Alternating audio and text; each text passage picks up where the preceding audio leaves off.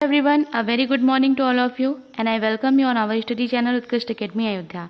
Current affair section on उत्कृष्ट academy Ayodhya में आज हम 31 जुलाई से बनने वाले सभी इंपॉर्टेंट क्वेश्चंस को इस वीडियो में कवर करेंगे, तो आज के इस वीडियो को आप एंड तक जरूर देखिएगा। फर्स्ट क्वेश्चन है कि हाल ही में किस मंत्रालय का नाम बदलकर शिक्षा मंत्रालय कर दिया गया है। ऑप्शन एचआरडी मिनिस्ट्री, पर्यावरण मंत्रालय, आवास व शहरी मंत्रालय या पृथ्वी विज्ञान मंत्रालय। तो इसका सही आंसर होगा ऑप्शन नंबर 1 यानी कि एचआरडी मिनिस्ट्री। हाल ही में मानव संसाधन विकास मंत्रालय का नाम बदलकर शिक्षा मंत्रालय कर दिया गया है। केंद्रीय मंत्रिमंडल ने मंत्रालय के नाम में बदलाव को मंजूरी दे दी है। एचआरडी मिनिस्ट्री वर्तमान में रमेश पोखरियाल के नेतृत्व में है और यह नाम परिवर्तन नई शिक्षा नीति के ड्राफ्ट की एक प्रमुख सिफारिश थी। एचआरडी मंत्रालय का नाम 1985 में पूर्व प्रधानमंत्री राजीव गांधी के कार्यकाल के दौरान मानव संसाधन विकास मंत्रालय रखा गया था, क्योंकि इसे शिक्षा मंत्रालय से बदल दिया गया था। तो अभी हाल ही में किस मंत्रालय का नाम बदल दिया गया है और कर दिया गया है शिक्षा मंत्रालय, तो मानव संसाधन विकास मंत्रालय, और वर्तमान में यह रमेश पोखरियाल निशंक के नेतृत्व में है। तो इसे आप याद रखेंगे। चलते हैं नेक्स्ट क्वेश्चन की तरफ। अगला क्वेश्चन है कि हाल ही में राष्ट्रीय शिक्षा नीति 2020 को मंजूरी दी गई, उसने किसकी जगह ली। ऑप्शंस हैं राष्ट्रीय शिक्षा नीति 1986, राष्ट्रीय शिक्षा नीति 1987, राष्ट्रीय शिक्षा नीति 1988 या नन ऑफ दी अबव। तो इसका सही आंसर होगा ऑप्शन नंबर 1 यानी कि नेशनल एजुकेशन पॉलिसी 1986। 34 वर्षीय नेशनल एजुकेशन पॉलिसी 1986 की जगह ली है राष्ट्रीय शिक्षा नीति 2020 ने। राष्ट्रीय शिक्षा नीति 2020 ये 21वीं सदी की पहली शिक्षा नीति है और यह राष्ट्रीय शिक्षा नीति 2020 सतत विकास के लिए एजेंडा 2030 से जुड़ी है।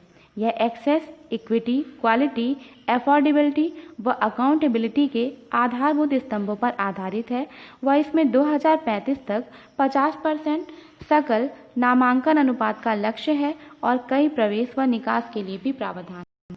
तो ये याद रखिएगा कि राष्ट्रीय शिक्षा नीति 2020 ये 21वीं सदी की पहली शिक्षा नीति है और इसने जगह किसकी ली, तो 34 वर्षीय राष्ट्रीय शिक्षा नीति 1986 की जगह ली है।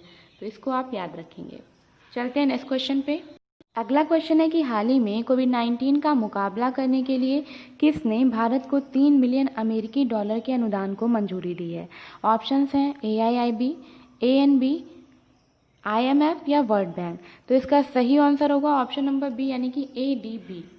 अभी हाल ही में एशियन डेवलपमेंट बैंक ने मंजूरी दी है भारत को 3 मिलियन अमेरिकी डॉलर के अनुदान की। एशियाई विकास बैंक ने कोविड-19 महामारी के प्रति सरकार की आपातकालीन प्रतिक्रिया का समर्थन करने के लिए अपने एशिया प्रशांत आपदा प्रतिक्रिया कोष से भारत को 3 मिलियन अमेरिकी डॉलर यानी कि लगभग 22 करोड़ रुपए देने की घोषणा की है। इस अनुदान का उपयोग भारत के कोविड-19 प्रतिक्रिया को मजबूत करने के लिए थर्मल स्कैनर व आवश्यक वस्तुओं की खरीद के लिए किया जाएगा। इस समर्थन से रोग निगरानी को बढ़ावा मिलेगा व अर्ली डिटेक्शन, कॉन्टैक्ट ट्रेसिंग व उपचार में मदद मिलेगी। तो ये याद रखिएगा कि हाल ही में 3 मिलियन अमेरिकी डॉलर के अनुदान को मंजूरी दी है एशियन डेवलपमेंट बैंक ने। बात करें ADB यानी एशियन डेवलपमेंट बैंक की, तो इसकी स्थापना हुई थी 19 दिसंबर 1966 को। 19 दिसंबर 1966 को इसकी स्थापना हुई थी। इसका जो हेडक्वार्टर है वो मांडलुयांग फिलीपींस में स्थित है और वर्तमान में इसके अध्यक्ष हैं मात्सुगु अस्कावा। तो ये आप याद रखेंगे। बात करें IMF यानी कि इंटरनेशनल मॉनेटरी फंड की, तो इसने भी हाल ही में दक्षिण अफ्रीका में आपातकालीन सेवाओं के लिए 4.3 बिलियन अमेरिकी डॉलर के ऋण की मंजूरी दी है। तो ये भी आप याद रखेंगे। अगला क्वेश्चन है कि मानव तस्करी के खिलाफ विश्व दिवस कब मनाते हैं। ऑप्शन हैं 26 जुलाई, 28 जुलाई, 29 जुलाई या 30 जुलाई। तो इसका सही आंसर होगा ऑप्शन नंबर डी यानी कि 30 जुलाई। मानव तस्करी के खिलाफ 30 जुलाई को विश्व दिवस मनाते हैं और ये किसके द्वारा मनाया जाता है, तो ये संयुक्त राष्ट्र के द्वारा मनाया जाता है। वर्ष 2020 की जो थीम है वो थीम रही है committed to cause working on the front line to end human trafficking. तो ये थीम भी आप याद रखेंगे, committed to cause working on the front line to end human trafficking. वर्ष 2013 में यूएन ने मानव तस्करी के पीड़ितों को स्थिति के बारे में जागरूकता बढ़ाने व उनके अधिकारों के संवर्धन व संरक्षण के लिए इस दिवस को विश्व दिवस के रूप में नामित किया था। तो मानव तस्करी के खिलाफ विश्व दिवस कब मनाते हैं? ये मनाते हैं 30 जुलाई को। अदर ऑप्शंस को डिस्कस करें तो 26 जुलाई को हमने मनाया कारगिल विजय दिवस, 28 जुलाई को हमने 2 दिवस मनाए, इनके नाम थे वर्ल्ड हेपेटाइटिस डे व वर्ल्ड नेचर कंजर्वेशन डे। 29 जुलाई को हमने मनाया इंटरनेशनल टाइगर डे। तो ये भी आप याद रखेंगे। हमारा नेक्स्ट क्वेश्चन है, हाल ही में मैनहोल सफाई रोबोट बैंडीकूट का उद्घाटन कहाँ किया गया है? तो इसका उद्घाटन कहाँ किया गया ये बताना है। ऑप्शन हैं गुवाहाटी, अहमदाबाद, लद्दाख या जयपुर। तो इसका सही आंसर होगा ऑप्शन नंबर 1 यानी कि गुवाहाटी। हाल ही में मैनहोल सफाई रोबोट बैंडीकूट का उद्घाटन किया गया है गुवाहाटी में। गुवाहाटी विकास विभाग मंत्रालय ने सीवरों की सफाई के लिए न्यूनतम मानव भागीदारी सुनिश्चित करने के लिए पहले मैनहोल सफाई रोबोट बैंडीकूट का उद्घाटन किया। सीवर मैनहोल की सफाई करने वाला यह रोबोट पाने वाला गुवाहाटी पूरे पूर्वोत्तर क्षेत्र का पहला और इस नवीन तकनीक की खरीद करने वाला देश का तीसरा शहर बन गया है। ये दुनिया का पहला रोबोट है जो मेक इन इंडिया की पहल के तहत जेन रोबोटिक्स नामक एक स्टार्टअप इंडिया कंपनी द्वारा विकसित किया गया था और जिसे इंडियन ऑयल कॉरपोरेशन लिमिटेड के CSR द्वारा वित्त पोषित किया गया था। तो ये याद रखिएगा कि ये पूर्वोत्तर क्षेत्र का पहला गुवाहाटी ऐसा शहर बन गया है जो पूरे पूर्वोत्तर क्षेत्र का पहला और इस नवीन तकनीकी खरीद करने वाला देश का तीसरा शहर बन गया है। तो इसे आप याद रखेंगे। नेक्स्ट क्वेश्चन है, हाल ही में किसे यूएन व आइकॉन NGO द्वारा करमवीर चक्र पुरस्कार से सम्मानित किया गया? ऑप्शन है सुमन गवानी, विनय बधवार, किरण मजूमदार या सुनील YDV SS। तो इसका सही आंसर होगा ऑप्शन नंबर डी यानी कि सुनील YDV SS। हाल ही में SS मोटिवेशन के संस्थापक सुनील YDV SS को IIT दिल्ली में आयोजित रिएक्स लाइव में यूएन व इंटरनेशनल कन्फेडरेशन ऑफ NGO के द्वारा ग्लोबल फेलोशिप अवार्ड के रूप में स्थापित करमवीर चक्र अवार्ड से सम्मानित किया गया। उन्होंने अपने टेलीग्राम चैनल SS मोटिवेशन के माध्यम से समाज के लिए अथक योगदान दिया है। यह पुरस्कार पूर्व राष्ट्रपति डॉक्टर अबुल पाकीर जैनुलाब्दीन अब्दुल कलाम के लिए सम्मान का प्रतीक है और उन लोगों को दिया जाता है जो साहस दिखाते हुए, परिवर्तन की पहल करते हुए व कम यात्रा वाले जीवन पथों पर चलते हुए योगदान करते हैं। अदर ऑप्शंस को डिस्कस करें तो मेजर सुमन गवानी अभी हाल ही में इन्हें यूएन सैन्य gender advocate of the year 2019 के सम्मान से सम्मानित किया गया था। विनय बधवार की बात करें तो इन्हें दिया गया था अलेक्जेंडर डेलरिम्पर अवार्ड 2019। वहीं किरण मजूमदार शॉ को ऑर्डर ऑफ ऑस्ट्रेलिया से सम्मानित किया गया था। तो इनको भी आप याद रखेंगे। अगला क्वेश्चन है कि बहुत ज़रूरी है अभियान, ये किसने शुरू किया है? ऑप्शंस हैं भारतीय AXA general insurance, SBI general insurance, LIC या नन ऑफ द अबव।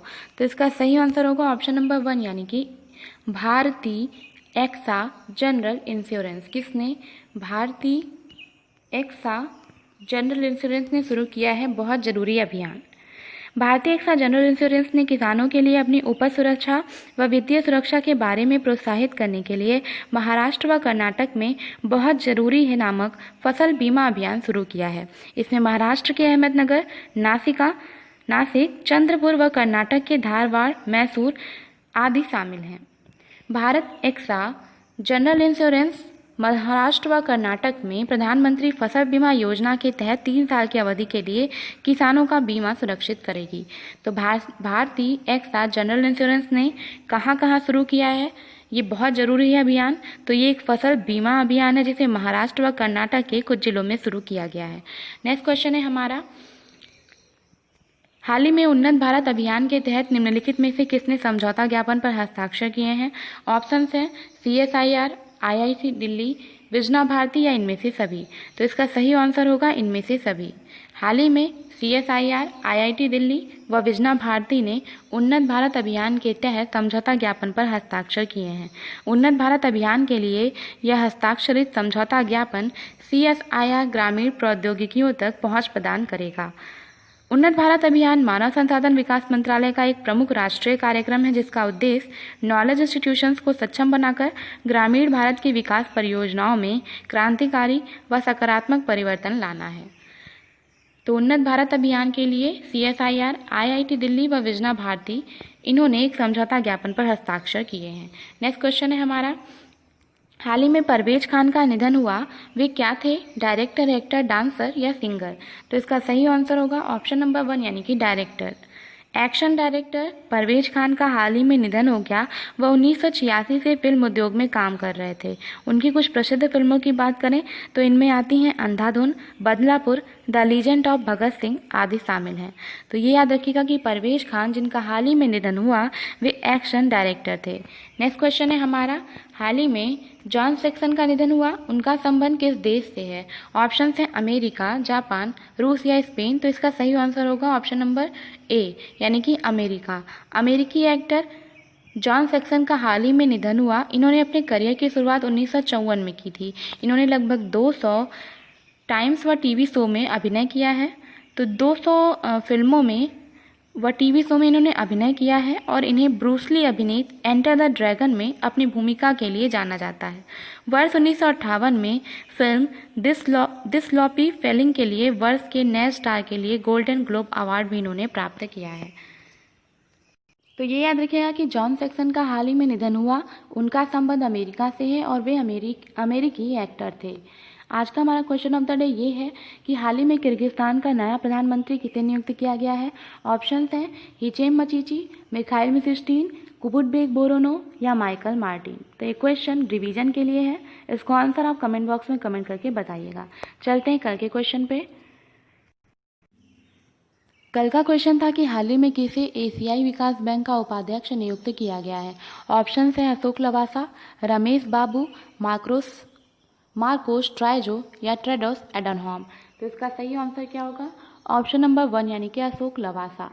हाल ही में अशोक लवासा को एशियाई विकास बैंक का उपाध्यक्ष नियुक्त किया गया है। एशियाई विकास बैंक यानी ADB की बात करें तो इसकी स्थापना हुई थी 19 दिसंबर 1966 को।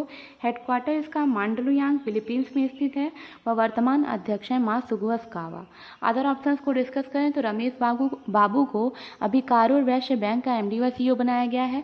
मार्कोस ट्राइजो को बनाया गया है न्यू डेवलपमेंट बैंक का नया अध्यक्ष। तो ये भी आप याद रखेंगे। और ट्रेडोस एडनहॉम ये वर्ल्ड बैंक के अध्यक्ष हैं, तो इनका नाम भी याद रखिएगा, ये वर्ल्ड बैंक के डायरेक्टर जनरल हैं ट्रेडोस एडनहॉम। तो ये थे आज के कुछ इंपॉर्टेंट करंट पॉइंट्स और उनसे रिलेटेड की फैक्ट। इसके साथ ही साथ एक न्यूज और भी है कि अभी हाल ही में फ्रांस में निर्मित 5 Rafale multi road combat jet का बेड़ा भारत पहुंच चुका है और इस बेड़े में 3 सिंगल सीटर व 2 ट्विन सीटर एयरक्राफ्ट शामिल हैं। भारत सरकार ने 36 राफेल जेट की खरीद के लिए 23 सितंबर 2016 को फ्रेंच एरोस्पेस प्रमुख डसॉल्ट एविएशन के साथ 59,000 करोड़ रुपए के समझौते पर हस्ताक्षर किए थे। उम्मीद है कि 2021 के अंत तक सभी 36 विमानों की डिलीवरी पूरी हो जाएगी।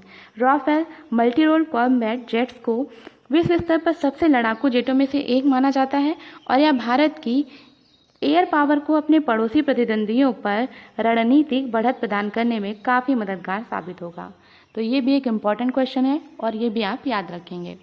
कल मिलेंगे कुछ नए करंट पॉइंट के साथ। वीडियो पसंद आया हो तो लाइक शेयर करें, कमेंट करें, चैनल पर नए हो तो सब्सक्राइब कर लें। उत्कृष्ट एकेडमी के ऐप को इंस्टॉल करने के लिए आप लिंक को फॉलो करें, ऐप को इंस्टॉल करें, रजिस्टर करें और उत्कृष्ट एकेडमी से जुड़ जाएं। कल मिलेंगे कुछ नए करंट पॉइंट के साथ, तब तक के लिए have a nice day, bye bye.